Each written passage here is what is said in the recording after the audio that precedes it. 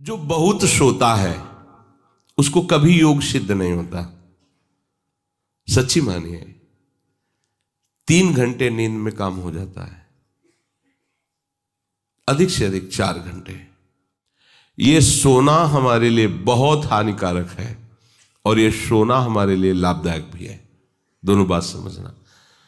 जिसका स्वभाव बन जाता है कि जहां बैठे वहीं सो गए, जहां बैठे, ऐसा हमने देखा है, बैठे 2-4 मिनट जहां एकाग्र घोंटा बजने लगे। ये क्या है? ये दलिद्राए क्यों? अरे तुम साधक हो, ये दलिद्रता क्यों? क्या यही उपासना में तुमने सिद्धि प्राप्त की है? जहां बैठ जाओ वहां तुम लड़खड़ा गए, लार बहने लगी, सोने लगे, घोंटा बजने लगे। ये दलिद्रता है, ये तमोगुणी है। ऐसा नहीं। एक बार नींद को समय दिया है, 3 घंटे 4 घंटे, आ जाए तो आ जाने, उसको निमंत्रण नहीं देना, राधा राधा राधा, और जग कर फिर वैसे ही अपनी दिनचर्या, कोई भी फर्क नहीं पड़ना। आप अभ्यास कीजिए, कोई फर्क नहीं पड़ेगा। कई दिन बराबर जगने पर भी आपकी दिनचर्या पे कोई फर्क नहीं पड़ेगा। जो अपना स्वभाव बिगाड़ रहे हैं वो अपना नाश कर रहे हैं। अधिक पड़े हैं, सो रहे हैं, ये ठीक बात नहीं है। बार बार जो अधिक पड़े रह करके सोने का अभ्यास किए हैं, वो कहीं भी रहे उनको बार बार नींद सताएगी। पड़े रहने में जिनको सुखानुभूति हो रही, सोने में जिनको सुखानुभूति हो रही, वो भजन क्या करेंगे? जो ज्यादा नींद लेते हैं उनकी गाढ़ नींद कभी नहीं होती है। मतलब अब सो चुके, थक गए, ऐसा नहीं आएगा। उनको बहुत प्रकार से विघ्न पड़ने लगते हैं, स्वप्न आदि आने लगते हैं, नींद का स्वरूप लंबा हो जाता है, 10 घंटे 12 घंटे। हमको एक ने बताया था कि हम केवल भोजन के लिए उठते हैं और अपने कमरे में ही पड़े रहते हैं, 18 घंटे वो सोते हैं। वह क्या जीवन आपका है? ये जीवन है?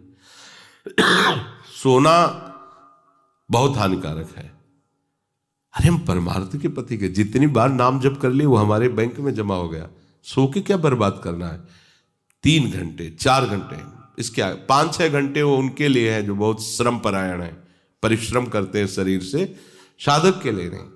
3 घंटे पर्याप्त है। आप अभ्यास करके तो देखिए, 3 घंटे में आपको बिल्कुल 24 घंटे के लिए तृप्ति मिल जाएगी। हाँ बिल्कुल ठीक है, अभ्यास कर लीजिए। दिन में लेटे रहने पर भी 1 मिनट नींद नहीं।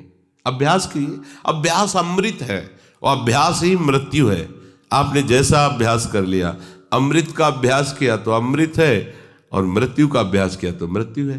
भोगों का अभ्यास करना, सोने का अभ्यास करना, प्रपंच में अधिक रुचि रखना, ये सब मृत्यु है। नामामृत, लीलामृत, रूपामृत, धामामृत, इसका अभ्यास करो, अमृत है ये। शरीर उसका बहुत सोने पर भी आलस्य से भरा रहेगा। आलस्य के कारण वो भजन में जे भी बैठेगा 2-4 मिनट में ही माला छूट जाएगा और नींद आ जाएगी। ऐसा दर्शन होता है। वो बहुत कोशिश करते हैं, बस ऐसे हो जाते। ये कैसे हो गया? तुम्हारा क्या अभ्यास है? ऐसे कैसे कोई हम पे ऐसे कैसे हावी हो सकता है? कोई हमारे ऊपर ऐसा कैसे शासन कर सकता है? चाहे नींद हो या काम हो या क्रोध हो, आप क्या हो आप समझो। आप भगवान के अंश हो और आप इतना अधीन होते चले जा रहे हैं शरीर के। सत्संग हो रहा है, आप मुंह बगाड़ के सो रहे हैं। कीर्तन हो रहा है, आपको झटके नींद के आ रहे। धिक्कार है आपको जीवन को। आप साधक हो, आप उपासक हो, ये क्या हो रहा है? जहां आपको संपूर्णतया सावधान होकर चैतन्य रहना है, वो आप सो रहे हो। कैसी आपकी दिनचर्या, कैसी आपकी साधना है? आप हो क्या? विचार करना चाहिए। डांटने की विषय नहीं है, कोई तुम्हें जगाए विषय नहीं है। भगवत कृपा से जीवन में कभी अलार्म नहीं बजाया कि हमको इतने बजे उठना है, पता नहीं उठ पाए कि ना उठ पाए। अभ्यास योग युक्त चेतसा नान्यगामिना। ऐसी स्थिति हो कि हम उठ ना पाए तो बात अलग की है। नहीं, बख्शना नहीं इस शरीर को, अब भाई हमें चलो हम नहीं आ रहे, ऐसा नहीं। अगर सांस है, दम है, बिल्कुल इसको बख्शना नहीं। हम केवल आपको उपदेश नहीं कर रहे, बख्शना नहीं। शरीर के प्रति इतना प्यार नहीं दिखाना कि वो हमारे प्यारे से हमको दूर कर दे, ऐसा नहीं। ये जड़ वस्तु है, ये चैतन्य नहीं है। तुमसे ये चैतन्य है। तुम अपनी चैतन्यता को समझो, इसके अधीन हो रहे हो। ये तो बहुत बुरा लगता है जब कोई साधक सत्संग में या माला लेकर भजन करने में या पाठ करने में सो रहा है, तब लगता है। ग्रंथ सामने खोड़ा है, थोड़ा पाठ कर ऐसे ऐसे। एक जगह दर्शन कर ले जाते थे, वो भागवत का स्वाद है। वो श्री जी के सामने भागवत पढ़ते पढ़ते नाक और माथा पूरी भागवत में रख दिया, और 2500 लोग आ जा रहे हैं ऐसे। तो उनको जैसे कहते हैं, पंडित जी श्री हरिवंश, हाँ हाँ श्री हरिवंश। अब ये हो क्या रहा है, ये क्या हो रहा है? अगर आपके अंदर नींद है तो आप चैन से 1-2 घंटे सो लिए दीजिए और फिर बैठिए, चैतन्य होकर बैठिए। ये अपमान है शास्त्रों का। आप चैतन्य घन प्रभु के वचन पढ़ रहे हैं, आपको नींद आ रही, प्रभु की चर्चा हो रही, आपको नींद आ रही। कभी विषय चर्चा में आपको नींद आई? कभी फिल्म देखने में नींद आई? नौटंकी नाटक देखने में, रिश्ते नातेदारों से बात करने में, रिश्ते नातेदारों, आपका लड़का विदेश में रह रहा हो, उसकी कोई बात बता रहा हो, आपको नींद आएगी? नहीं आएगी। लेकिन अपने परम प्राण स्वरूप आत्म स्वरूप श्री प्रियालाल की चर्चा हो रही, आपको नींद आ रही है। अब हो क्या हो, जरा विचार करके देखिए। तो ये आलस्य के कारण उसके भजन में भारी बाधा हो जाएगी। उसका योग कभी सिद्ध नहीं होगा जो अधिक सोता है। सबसे प्रार्थना है, आप अपने लिए नींद का समय निश्चित करें अपने हिसाब से, शरीर का परिश्रम देख करके। अब जैसे जो उपासक रात भर सेवा में लगे रहते हैं, हम उनके लिए कहेंगे कि चाहे दिन हो चाहे रात हो, आप 4-5 घंटे आराम से सोइए। प्रार्थना है कि सोइए, क्योंकि आप जवान साधक हैं। सोएंगे तो आपकी इंद्रियां फिर भजन में लगेंगी। आप अपने को देखिए, यदि आप कोई सेवा बल वाली नहीं करते हैं तो 4 घंटे से ज्यादा आप नहीं लें। अच्छा उपासक 3 घंटे में हो जाता है। अब आप लोग देख लीजिए, अपनी एक दिनचर्या में नींद का समय आप निश्चित कीजिए, और जो निश्चित कीजिए उसे कम से कम 10 वर्ष तो निभाइए। यहां 2-4 दिन में दिनचर्या बदल जाती है, ऐसे नहीं होना है। साधु का ऐसा नहीं होता। कुछ नियम लो तो 10-5 वर्ष तो चलो, 2-4 दिन में सब फिसल जाते हो, क्या फायदा है? एक नियम लो, हम इतने घंटे सोएंगे, हम छूट देते हैं आपको। आप अपने आप ने नियम लो कि हमारा इतने घंटे में हो जाएगा। उस घंटे को आप लिख लो अपने सामने कि मुझे इतने घंटे केवल सोने के लिए सत्संग में अनुमति है, क्योंकि हमने वहां इतना नियम लिया था। आप ले, बताने की जरूरत नहीं। आपके द्वारा लिया हुआ नियम फिर आपसे कभी नहीं टूटना चाहिए। स्वीकार करो आप अंदर से कि आप इतना सोएंगे, पर लिमिट हम बता देते हैं। शरीर अधिक श्रमित जो सेवा में होता है 5 घंटे, गृहस्थी है तो 6 घंटे, साधक है 4 घंटे। भजनानंदी को कहना ही नहीं पड़ेगा, 3 घंटे में हो जाता है।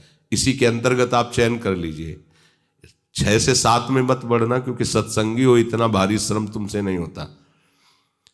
बलराम ब्रजवासी है, 20 वर्ष की बात बता रहे हैं, एक दिन की नहीं, 20 वर्ष की नित्य दिनचर्या से वृंदावन की परिक्रमा, और कितनी मेहनत से चक्की चला करके 150 रुपया करके घर परिवार चलाना, संत सेवा करना, सत्संग सुनना, ये सब गृहस्थ है, परिवार है, भागे घूम रहे हैं परमार्थ के लिए, नंगे पैर पूरे वृंदावन। 20 वर्ष पानी गिरे, पत्थर गिरे, कोई मतलब नहीं।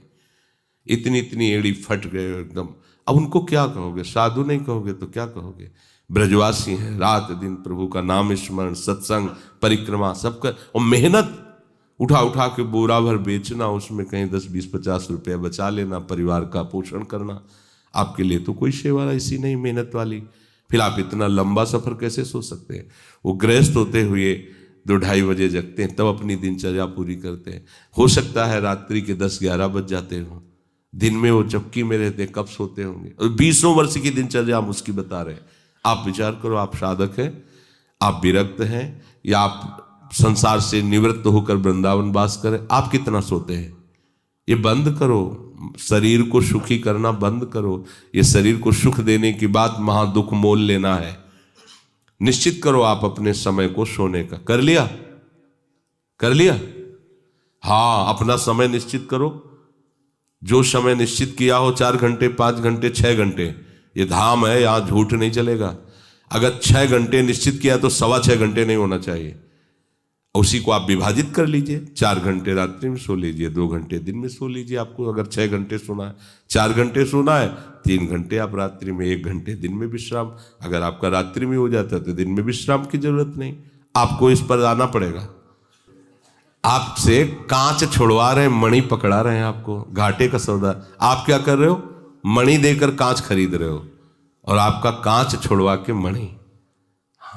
इंद्रनील मणि श्याम मनोहर 7 कुंभ तन गोरी, इनके समीप चलना है, इनकी जूठन पाना है, इनके साथ खेलना है। ये सौभाग्य प्राप्त करने के लिए जो असत धारणाएं हैं उनको मिटाना होगा।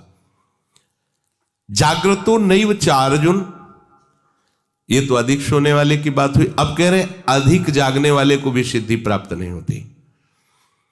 जो बिल्कुल सोता ही नहीं है, ऐसे होते हैं।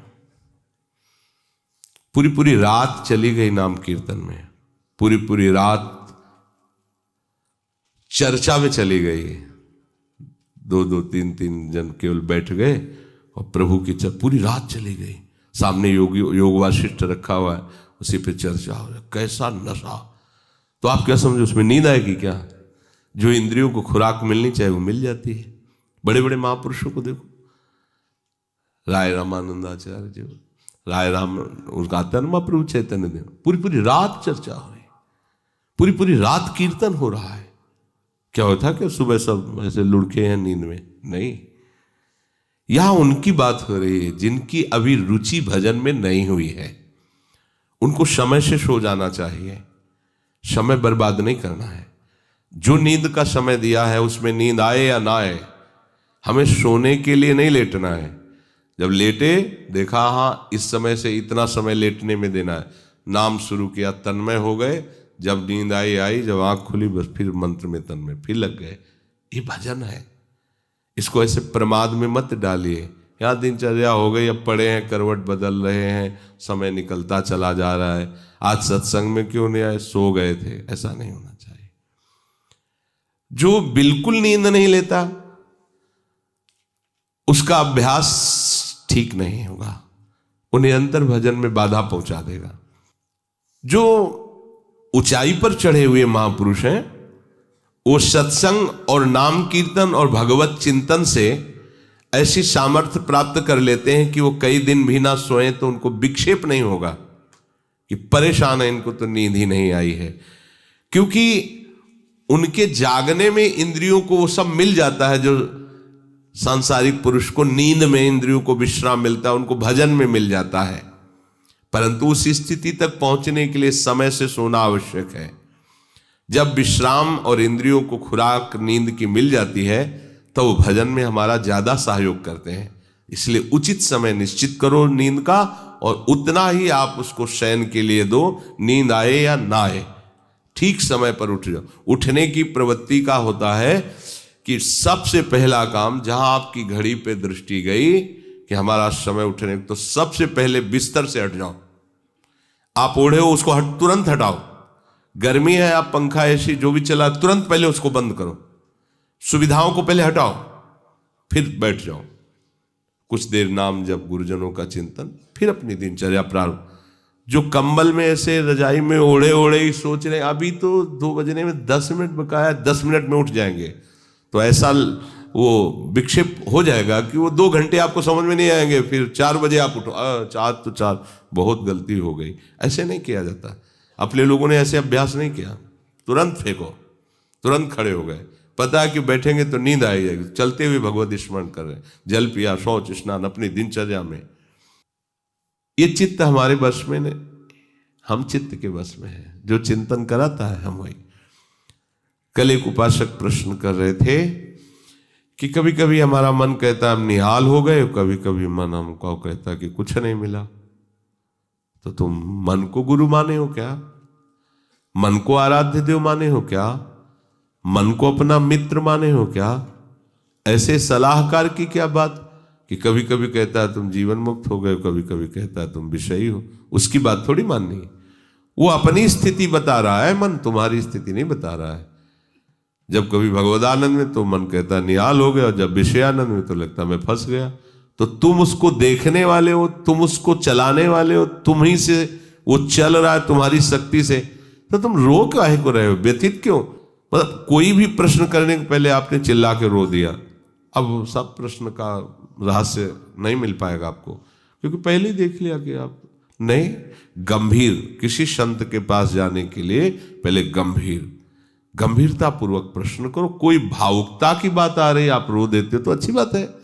अब आप प्रश्न कर रहे हो, पहले तो चिल्ला चिल्ला कर रो रहे हो, पूरा वातावरण जो है आपने गंभीरता से रहित कर दिया। और दूसरी बात, आप समझोगा कि क्यों रो रहे हो। अगर प्रियाजू की प्राप्ति के लिए तो सभा में चिल्ला के रोने की जरूरत क्या है? प्रियाजू की प्राप्ति के लिए तो एकांत में रोइए, खूब नाम जप कीजिए। अगर सभा में आए हैं प्रश्न करने के लिए तो गंभीर रहिए और मुस्कुराते हुए प्रश्न कीजिए। ये रोना धोना नहीं, ये एकांत का विषय, अपने आराध्य देव के विषय में कभी भाव आ रहा है तो बात अलग की है। हम चित्त के अधीन हो गए हैं, बस इसको सुधार करना है। चित्त की 5 अवस्थाएं होती हैं, उसी को मन कहते हैं, उसी को बुद्धि कहते हैं, उसी को अहम कहते हैं, समझना। उसकी वृत्तियों के कारण अलग अलग नाम पड़ा है ना। पूरे को एक हृदय कहते हैं, बोले मैं हृदय से कहता हूं, मतलब संपूर्ण अंतःकरण से कहता हूं। अंतःकरण 4 इसलिए हो गए कि उसकी वृत्ति 4 है। एक का काम है निश्चय करना, संकल्प विकल्प करना, चिंतन करना और क्रिया को स्वीकार करना। एक ही हृदय में 4 बातें होती हैं। तो जो निश्चय उसे बुद्धि कह दिया गया, जो संकल्प विकल्प उसे मन कह दिया गया, जो चिंतन उसे चित्त कह दिया गया, क्रिया को स्वीकार करना उसे अहम कह दिया गया। है एक ही हृदय। उसी हृदय को हम जब बात करते हैं तो उसे 4 रूपों में करते हैं। तो मानो अगर मन की बात चल रही तो चित्त आ गया, बुद्धि आ गई, अहम आ गया। चित्त की बात चल रही तो उसमें मन आ गया, बुद्धि, क्योंकि एक ही हृदय की बात हो रही। तो 5 अवस्थाएं मानी गई हैं। बहुत ध्यान से सुने तो इसमें हम अपने चित्त को भगवदाकार कर सकते हैं। चित्त की 5 अवस्थाएं शास्त्रों में ब्रह्म ऋषियों ने मनन करके पाया है। मूढ़ता, मूढ़ अवस्था, क्षिप्त अवस्था, विक्षिप्त अवस्था, एकाग्र अवस्था और निरुद्ध अवस्था, ये 5 अवस्थाएं पाई गई हैं। इनमें 2 से भजन नहीं होता। जिनके चित्त में ये 5 में 2 पहली वाली अवस्थाएं जोर की होती हैं, मूढ़ अवस्था और क्षिप्त अवस्था, उनसे बिल्कुल भजन नहीं होगा। वो पाप प्रवृत्ति में ही चित्त लगाने वाले जन हैं, उनसे भजन बिल्कुल नहीं होगा। जिनके ये विक्षिप्त, एकाग्र और निरुद्ध ये गौड़ हैं, एकदम दबे हुए हैं, और मूढ़ता और क्षिप्तता ये जागृत है, बहुत विशाल, उनसे भजन नहीं होगा, साधन नहीं होगा। वो पापाचरण रत रहेंगे, दान पुण्य भी करेंगे तो अहंकार की धरा में होगा।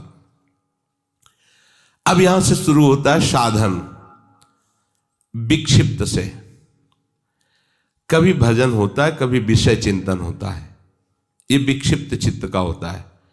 कभी प्रभु अच्छे लगते हैं, कभी संसार अच्छा लगता है। अभी ये आगे पद्धति नहीं बढ़ी, ये विक्षिप्त है, पर ये अधिकारी है भजन का। इस अधिकार वाले उपासक को जब साधु संग मिल जाता है और सत्संग मिलता है, तब वो बार बार सत्संग के प्रभाव से विक्षिप्तता को अगली पद्धति में बदल देता है, एकाग्र। अब वो एकाग्र होने लगता है कि मेरे जीवन का उद्देश्य केवल भजन है, केवल प्रिया प्रीतम की प्राप्ति है। नहीं, अब संसार को मैं नहीं मानूंगा कि संसार मेरा है, संसार के संबंध मेरे हैं। सत्संग के द्वारा ये विक्षिप्तता एकाग्रता में बढ़ गई, और जब एकाग्रता में अपने आराध्य देव के चिंतन में तन्मय हुआ तो उसे आनंद मिलने लगा, तो सविकल्प समाधि में उसकी गति हो गई। सविकल्प, अभी विकल्प चल रहा है पर वो सम अवस्था को प्राप्त हो रहा, आनंद का अनुभव होने लगा। विक्षिप्त से भजन प्रारंभ होता है, एकाग्रता में उसको आनंद का अनुभव होने लगता है, और आगे है निरुद्ध अवस्था। चित्त के चलने की गति ही खत्म हो गई, अपने आराध्य देव में चित्त फंस गया, निरुद्ध हो गया। इसे कहते हैं निर्विकल्प समाधि। आप कोई कल्पना नहीं रह गई, केवल सम अवस्था, भगवदाकार वृत्ति, परमानंदमय। अभी ये चित्त प्रिया प्रीतम में हो गया। क्षिप्त अवस्था और मूढ़ अवस्था ये भजन नहीं होने देते। विक्षिप्त अवस्था से भजन प्रारंभ होता है, एकाग्रता में भजन का सुख मिलता है। इसके आगे जब एकाग्रता ऐसी बढ़ती है कि अपने आराध्य देव के सिवा कुछ चिंतन ही नहीं करता चित्त, तो उसे निर्विकल्प समाधि कहते हैं। वो हर समय आओ स्वामी जी महाराज कह रहे चित्त न डुला इतुत आओ समाधि भीतर। अब वो उठते बैठते चलते फिरते क्रियारत होते हुए भी समाधि में रहता है। अपने आराध्य देव में चित्त निरुद्ध हो गया, अब चित्त पंग हो गया, अब हटाने से भी नहीं हटेगा। तो चित्त की सार्थकता है निरुद्ध अवस्था में पहुंचने की। गोपीजन इसी अवस्था की महापुरुष है। सब क्रियाएं घर की हो रही है और मुरारी पादार्पित चित्त वृत्ति। अम्बरीश जी इसी अवस्था के महापुरुष हैं, सम्राट पद पर हैं, लेकिन सावई मनः कृष्ण पदार विंदयो, निरुद्ध हो गया मन प्रभु के चरणार विंद में। यदा विनियतम चित्त मात्मन्ये वावतिष्ठते, जिस काल में चित्त आखिरी अवस्था को पहुंच जाता है, निरुद्ध अवस्था। एकाग्रता में भी पहुंचना बहुत बड़ी सिद्धि है, पर अपने लोग जो सब हैं विक्षिप्त अवस्था में है। कभी संसार का आकर्षण, कभी प्रभु का आकर्षण। लेकिन मूढ़ता और क्षिप्तता में प्रभु का आकर्षण होता ही नहीं है। वो उसी में लगा रहता है प्रपंच में, बस लड़का बच्चा परिवार खाना कमाना, धर्म से धन आवे या अधर्म से आवे, इसका कोई भेद उनके अंदर नहीं। धन आना चाहिए, भोग सामग्री मिलना चाहिए। जो विक्षिप्त अवस्था से भजन प्रारंभ होता है वो संत संग से एकाग्र होता है, और भजन का जहां आनंद मिला वो निरुद्ध हो जाए, फिर छोड़ नहीं सकता। फिर तो चित्त प्रभु के चरणों में, या चित्त चोर ने चित्त को चुरा लिया। ये जो स्थिति है उसे कह रहे हैं विनियतम चित्तम यदा। यदा माने उस समय जिस काल में चित्त निरुद्ध अवस्था को प्राप्त हो जाता है, वो स्थिर हो जाता है अपने स्वरूप में, आराध्य देव में। चित्त भगवदाकार हुआ कि अपना वपु अनुभव में आ जाता है। जो स्वरूप है सहचरी वपु, सहचरी वपु अपने आराध्य देव के समीप ही होती है। इसलिए आराध्य देव अलग से ध्यान में नहीं आते, अपने को वहीं देखता है प्यारी जो प्यारे जो के समीप। जब राधिका श्याम प्रसन्न भये तब नित्य समीप सु खैंच लये, और हरिवंश समीप सदा तिनके, सुख संपत्ति दंपति जो जिनके। तो हम अभ्यास करें, हमारा चित्त विषयों में विक्षिप्त न हो, प्रभु के नाम रूप में एकाग्र हो, और ऐसा एकाग्र हो कि फिर चलायमान ही न हो, अर्थात निरुद्ध हो जाए, तो हमारी स्थिति प्रिया प्रीतम की समीपता का अनुभव करने लगे।